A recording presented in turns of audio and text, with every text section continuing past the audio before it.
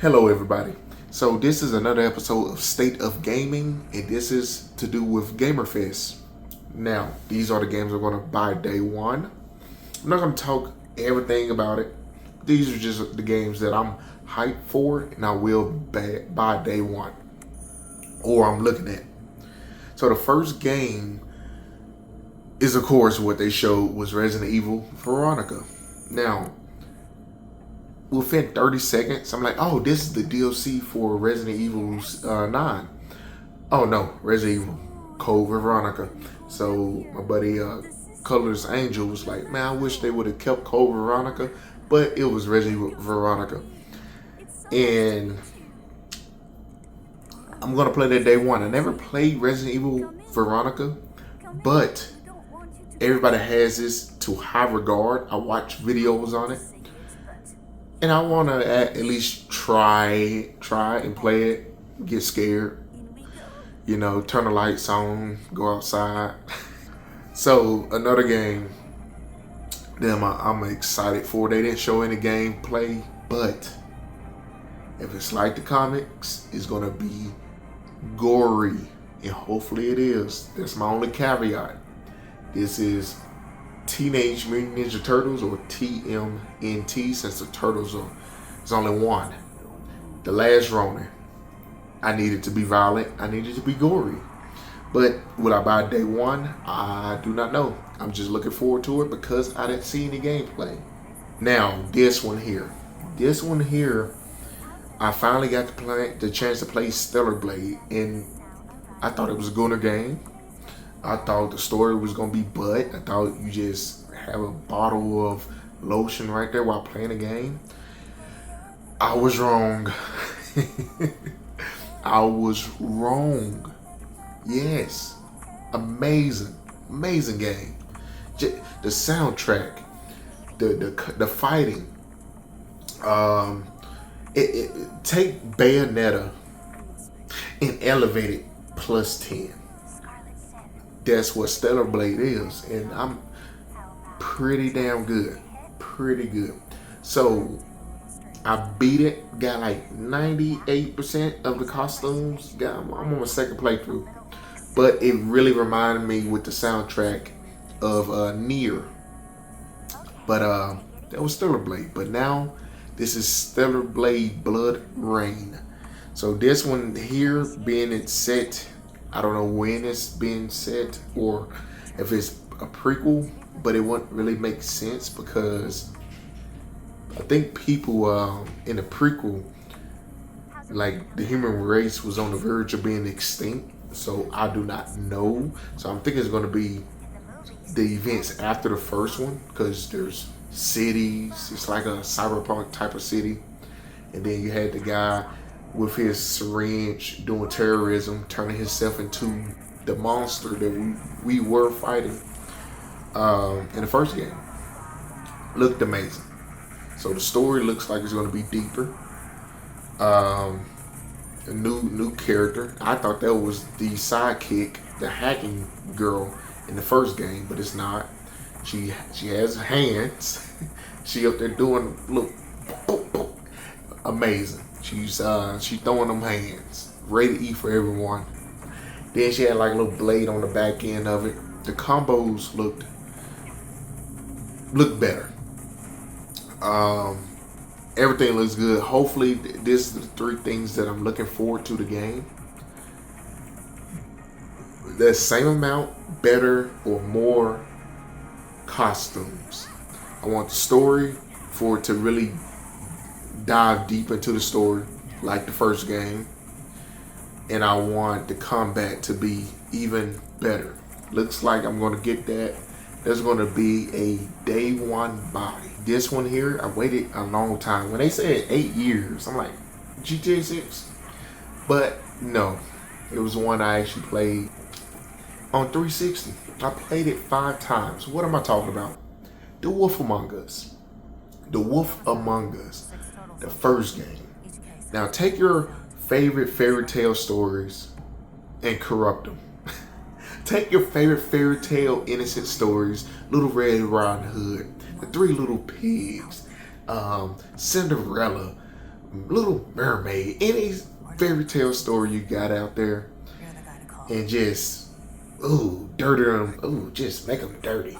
This is that game. So played it 5 times, and this was my telltale game to where it seemed like the game mattered. Your choices mattered, and hopefully, with the trailer they showed it to where it had the same art style but a little refined. The models look kind of stiff in the face or movement, but this is just a showcase or a preview or a trailer. One thing I want them to fix that I do not see a lot of people talking about, which exposes a lot of people because people just bandwagon and just hop on the hype train and they never played the game ever. If you played the original game on 360, I won't spoil it in case you never played it, but there's a particular character in there at the end of the game. You will meet her at the beginning or the location of the strip club, okay? And pretty much that character at the end is a cliffhanger. I do not like that, okay? In this new game, that needs to get resolved. Just that cliffhanger alone. Whatever story or consequence or whatever you did in the first game needs to carry over. And then 3, I need the grit. I need it to be raw like the first game. The first game, you go in the strip club, there's topless, you can see everything. People getting beat up, getting slapped around. One dude had an escort and was beating her up, and you had to intervene. I mean, yes, you can be Big Bad Wolf and brutalize so many people, or you can be the nice wolf and talk about it. Which is crazy. So most of these characters died before in the story, but like they keep coming back to life. They explained it in the story itself, because your main character died when he was trying to eat Little Red Riding Hood. Then the guy killed him, but they keep coming back. But that's what I want. I want the cliffhanger at the end to get solved. I want it to be gritty and mature, just a hard M game, and I want the edge factor. I want the story, a deep story, mature, and I want my choices to actually matter. That's it. Because in Telltale games like The Walking Dead, you play those games. Played majority of all the Telltale Walking Dead games. Oh, well, I decided to save or kill this person or to protect the baby. Okay? Oh, it looks like my choice mattered. And then proceed 10 minutes into the story, there's a convenient way for him to go away anyway. And then it's just in dialogue on your actions or the consequence of your actions. I do not like that. Hopefully they do not put this in that game, because that's the problem with Telltale games. Your consequence does not matter. Whatever you choose on the next episode or the next season, they find some way to rewrite it and exile it to where you're stuck in a linear game. I don't want that. So there will be a day one pickup, a day one buy. Crossfire. Crossfire looks amazing. This is the last one. The other games I will play when they probably go on sale, but Crossfire. Just the movement based alone, that's coming out whatever time. But moving with the rifle along the rocks looks amazing. It reminds me a little bit of Ghost Recon. Not the boo-boo open world game. The actual Ghost Recon Future Soldier, to where you actually have to have brains to play. Because it was very tactical. It was like a 6v6.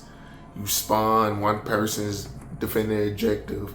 You crouch, you shoot. It was multiple games like that doing a 360, but the movement itself looks next level. Like they put a motion capture on, hired an ex or a current Navy SEAL or Marine or whatever special forces and said just move around. It looked amazing. That's why I want to get it. So other than that, that's my take on these games and what I'm going to buy day one. Everything else, like I said, is either PC exclusive or indie games, which I will give a chance because you got to support these indie games. I mean, look at Baldur's Gate 3. If we would have never supported them, we would never have Divinity coming out with such high quality, and we haven't really seen it. But if anything's like Baldur's Gate 3, Divinity is going to be a day one buy. I bought that Baldur's Gate game at least 5 times just for different people. But this is my take on the games that I see and what I'm going to get. But until next time, this has been State of Gaming.